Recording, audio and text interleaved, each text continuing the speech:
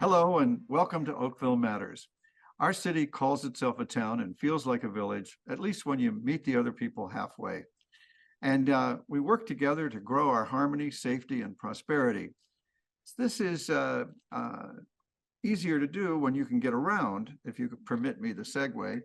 And the question we're going to answer on this show is, how does transit in Oakville evolve and change to help people have more livable lives? So we're joined by Phoebe Fu, our Commissioner for Infrastructure, and Adrian Kawun, the Director of Oakville Transit. So let's start with you, Commissioner. How big a deal is transit financially in the town of Oakville? Well, Oakville's budget for transit certainly helped to build our strategic plan for growth and help support the growth and mobility. The amount is only about 10-15% of the total town budget. So in the scheme of things, that percentage of the budget that supports the total mobility of the town, I think is very worth it. And on top of that, under my commission, I also look after the infrastructure itself. Transit is part of the overall mobility infrastructure, the roads, the street light, the ATM, the active transportation infrastructure, and that budget is much greater to not only maintain and to construct. So all of that for the total mobility part of the budget, Oakville Transit's budget is only part of that overall picture. It sounds like, when you frame it that way, a tiny part, but you deliver pretty good value for folks. I know that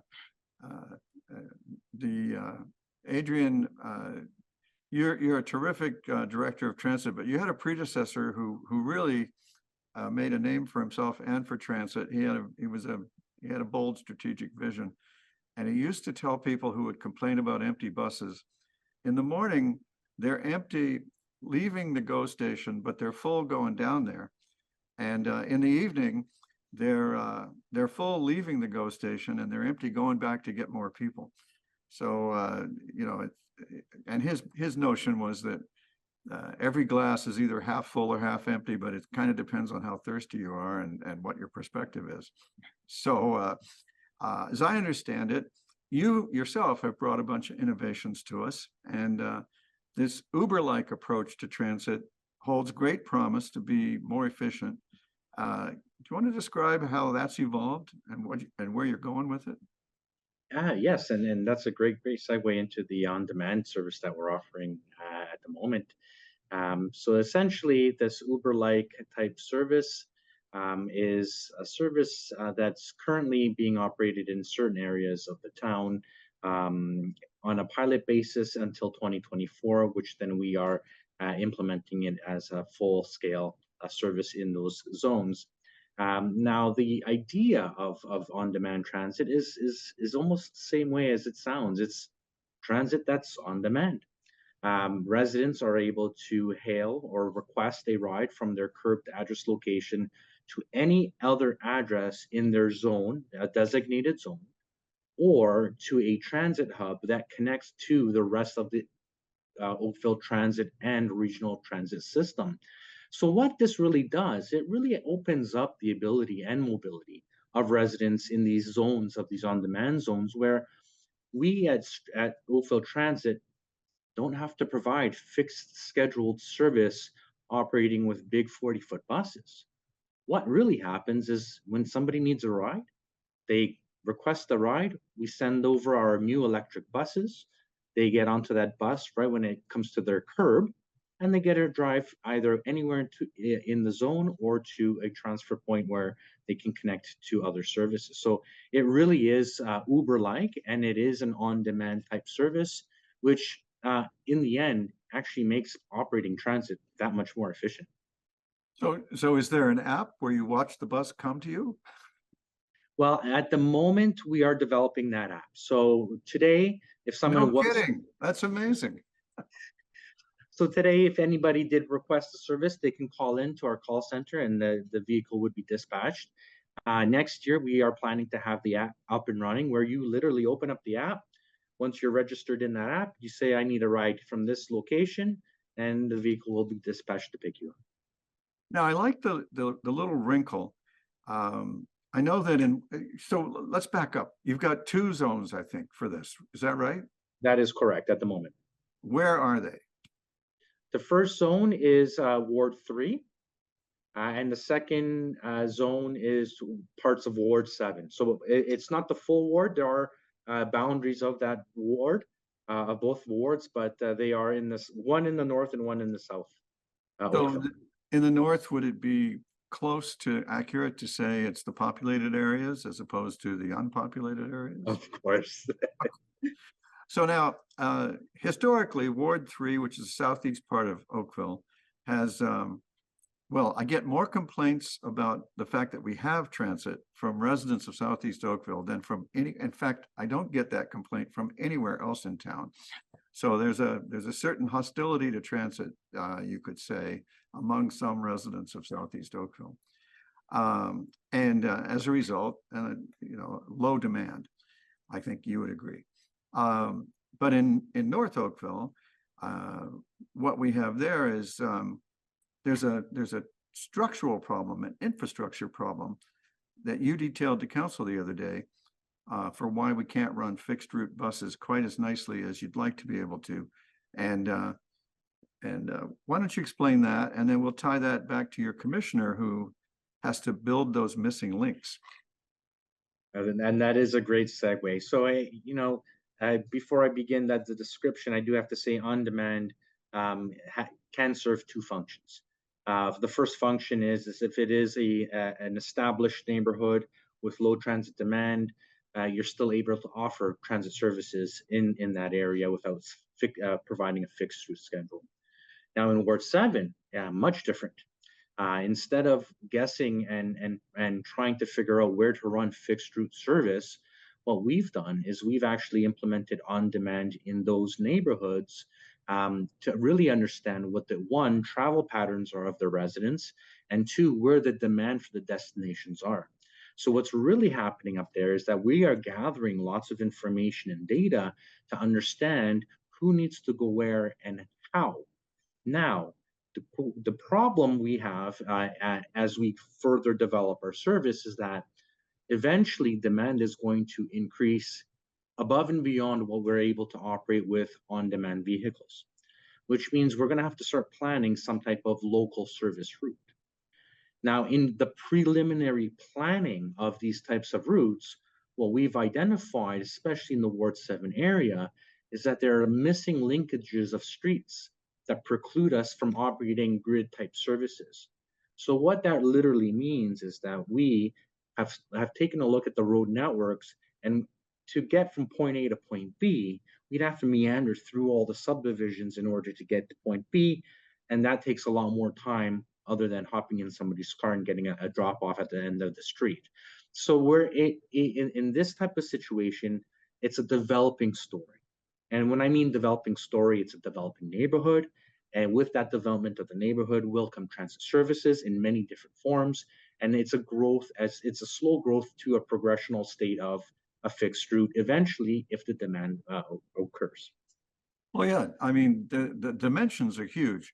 It is, in my opinion, the single biggest development project the town has ever or likely ever will undertake in its history. It's 36 square kilometers. There's a constantly evolving sense of how many people will live there, but it's in the many tens of thousands. And over time, you know, we divide the town into 7 political wards so that there's roughly 30-odd thousand people in each one. What we now call Ward 7, which is essentially almost everything north of Dundas, it's going to be more than one ward. So that's how big it is. For contrast, Midtown, which gets all the headlines, is 1 square kilometer, not 36 square kilometers. And it won't begin to have as many people.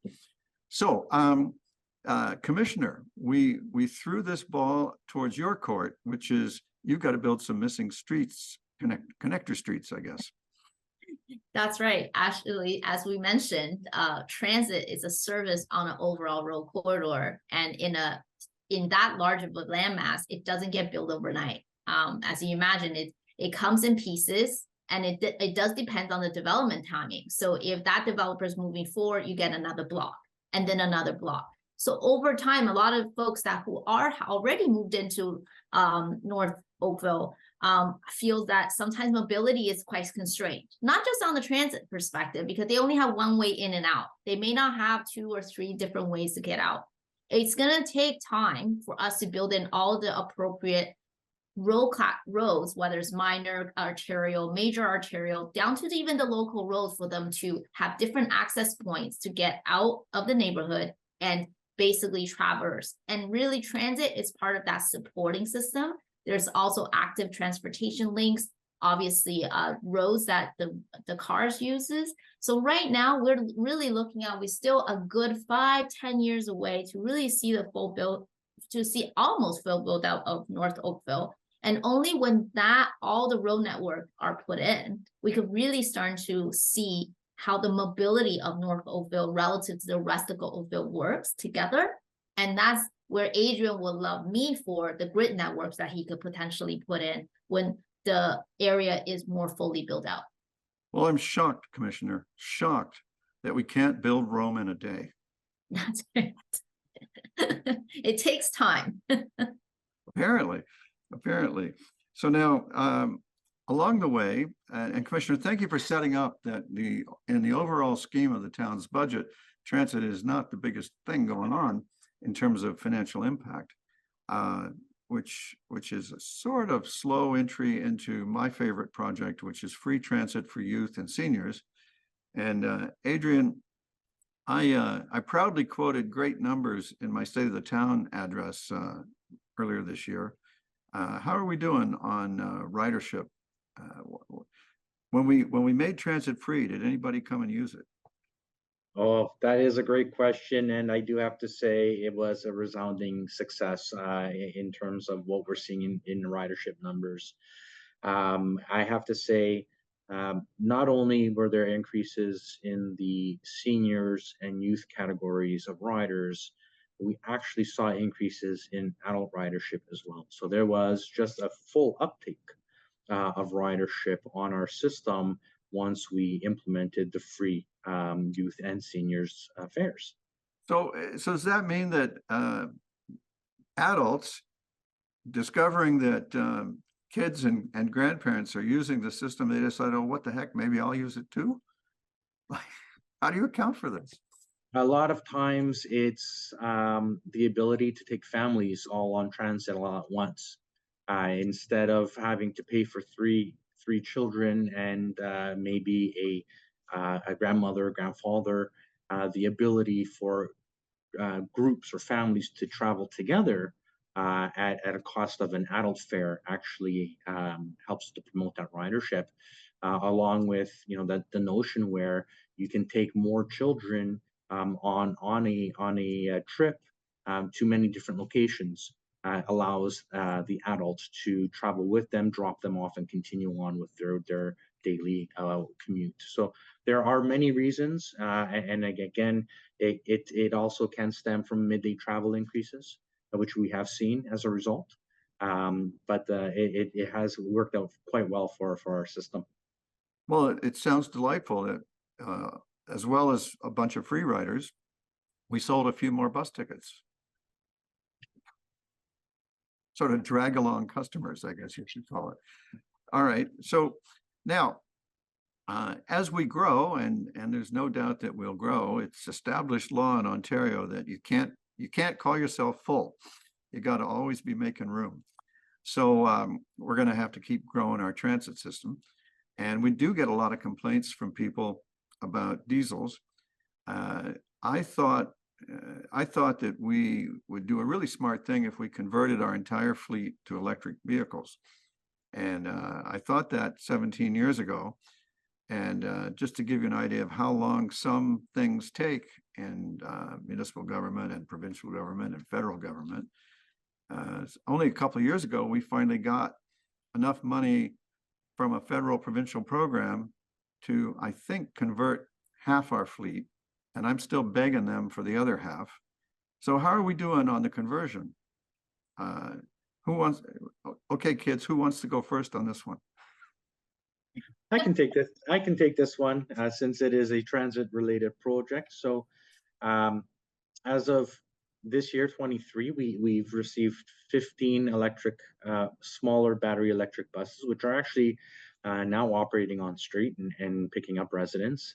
I've mentioned quite a few times before, some of the reactions of our residents and customers are quite comical.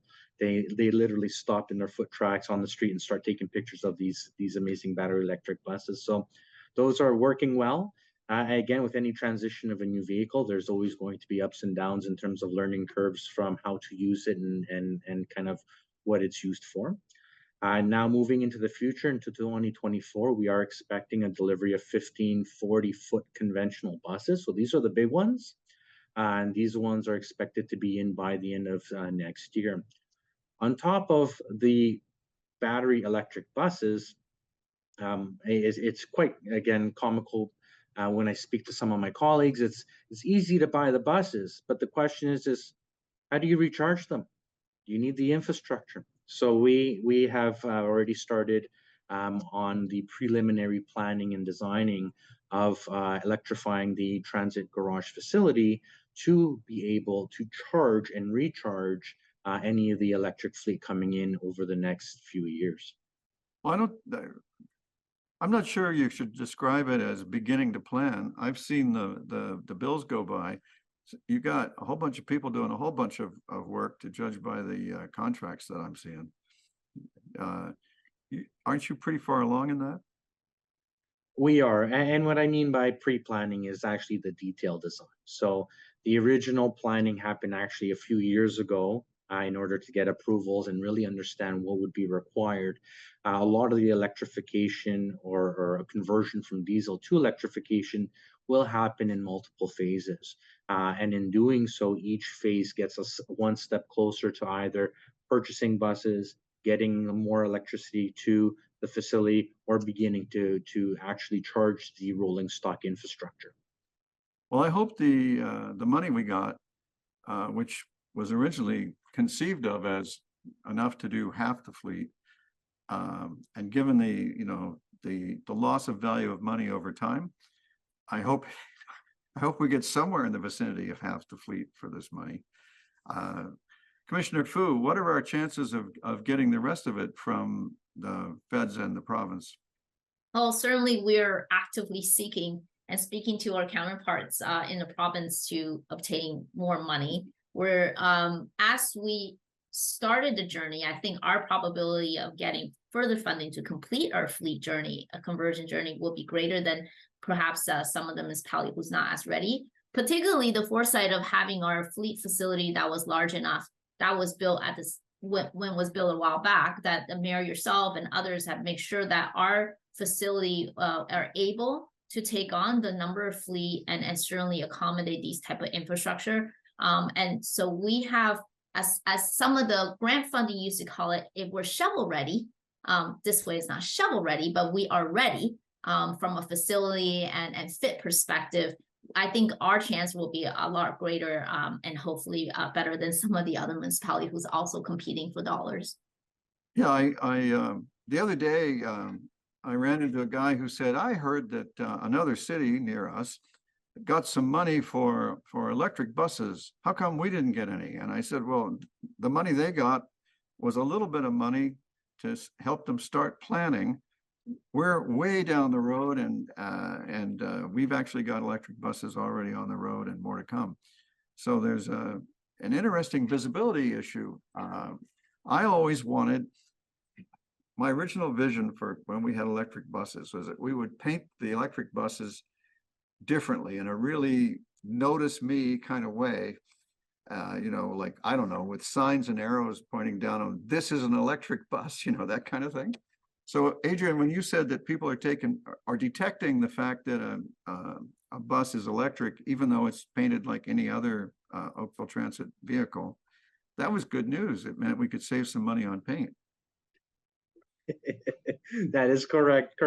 I mean, these buses are a new design, great space for windows, and they look futuristic. So it really does catch the eyes of passerbys and actual customers. So now, Commissioner Fu, you earlier mentioned how this is just one piece of the bigger infrastructure known as, we used to call it I think transportation infrastructure, but mobility infrastructure kind of makes more sense to me as a word. But every way we make it possible for people to move, whether it's walking, rollerblading, e-scooters, whatever. So what's your vision, or what do you think we're going to see in our forthcoming transportation master plan, which I assume is the big vision for all of this? That's a great question. The transportation master plan that we're currently conducting is really meant for a long-term vision, not just the immediate 5, sometimes not even 10, really is looking out also 20 to 30 years. So this plan, in my mind, will not only look at the current travel, what we need right now, the next 5 and 10 years, which we need to build, put into our capital budget. Very important is the TMP will tell us what road and missing link or active transportation, what sort of road infrastructure we need, so we could provide efficient service such as transit. But really, the way when I see the future, I'm looking at, in my kids' days, I think they're gonna have autonomous vehicle. We're gonna have a lot of micromobility, as they call it, which is the e-scooters, and there's all sorts of different forms of e-scooter. So we really have to think about, how do we actually use our road? How do we share it? Who do we give priority to? And I think that will be our challenge, but that's a great challenge to have, because we really want to encourage folks to get out of their cars. And even with the technology of sensors, traffic lights being managed such that it's automated, and such that it's AI considered. So there's, I think, in the next generation, probably not mine, but I think in the next 10 to 20 years, even beyond that, we will be really looking at a lot of technology and how technology could help with mobility. So are you talking drones, hover cars, the Jetsons? Probably not thinking about flying cars, but I think having the vehicle manage traffic as it drives without having the human behavior, the autonomous vehicle side of things. I don't think we'll be hovering over a road. I still think we'll need a road. It just matter of how technology help us make decisions so we could lessen the congestion, increase the efficiency, and promote alternative way of travel. Well, I tell you, I see stories all the time in the technology magazines. People are working on flying cars, and you know, there's really a buzz around that concept. Maybe we'll need asphalt and concrete roads, but maybe we'll need air corridors too. Now, if I have to start designing the mobility infrastructure in, I'll say, in layers, that will be a fun job. Right now I'm single dimensional on the ground, but if I have to start divvying up the airspace, I think that'd be quite a fun. Yeah, you'll be playing 3-dimensional chess. That's right. It's what you'll be doing.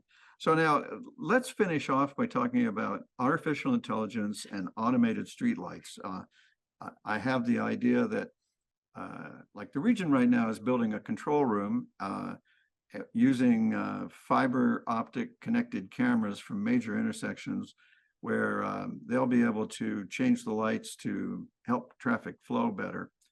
But is there a day to come when artificial intelligence reads those cameras and sets it up so that nobody ever stops at a red light again? I definitely think that is to come. Right now, we are in the cusp of using technology managed congestion. I think the technology will get there where we don't need to have someone look at the congestion, adjust the lights, but the computer will do so automatically. And not only that, they could probably calculate where everybody wants to go, and then eventually manage traffic and direct them to the right places, so we do not have to stop. But the best part about technology, though, is really to allow not as many cars on the road, to circle right back to where we started, is transit. I think if we could put 30, 40, 50 people on a bus and take them through all green lights, very, very efficient, then we don't need that 30, 40, 50 cars on the road for that sensor to stop that to stop that congestion. So I really think it's about changing the mindset of how convenient transit is, And using technology, we can make them super convenient such that they never really get stopped as well. So in the picture you're Vision. painting, it seems like what we should be doing is figuring out a way to give the priority to the bus so that the bus never stops, except to let people off and let people on. And the cars give way to the buses, so to speak. Not sure, That's not sure exactly the car where I'm going. drivers are keen for that, right? That's I appreciate that we still have to share the road. Definitely not eliminating the road for the cars. We're sharing it, but having a priority for the bus, which is not a new concept, but with the technology, hopefully they could really go super fast without a lot of disruption. Now, a couple of cities in the world are dealing with congestion by imposing congestion taxes, they call them, or a fee to enter. It's like it's a variation on the idea of a toll road, except that it's a toll district. You know, to drive your car into it, you got to pay. Like New York City's doing that, and I think there's an English city doing it. We're never going to go there, are we? I think will be difficult for us. We are abundance of land. I think managing congestion is really about changing the choice and making all the choices very convenient.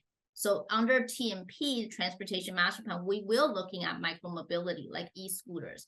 Are we allowing them where they should be? How do we share that road? Adrian's doing on demand with transit, which is another facet. I think there's many different ways that we could look at managing congestion, sensors on the lights, before we even talk and go down the path of what some European or New York is doing about toll zones or congestion zones. So does that mean that the path we're on, where we have expanded the number of people with access to free transit, maybe one of the measures of transportation demand management would be to make transit free, period, for everybody? That's definitely been talked about, and I certainly feel that is something we could look at how we really promote transit, but recognizing that there's a balance in transportation mobility. At least in my vision, I think it's everybody has a piece of pie, and we all have to play well in that piece of pie. And I would promote, and we think for youth and senior, we really want the youth to get used to take transit so they don't buy their first car. So they don't, yeah, so that would be where I see it. We're out of time. That's a good final word. And thank you for watching. And I hope we'll see you again next time on Oakville Matters.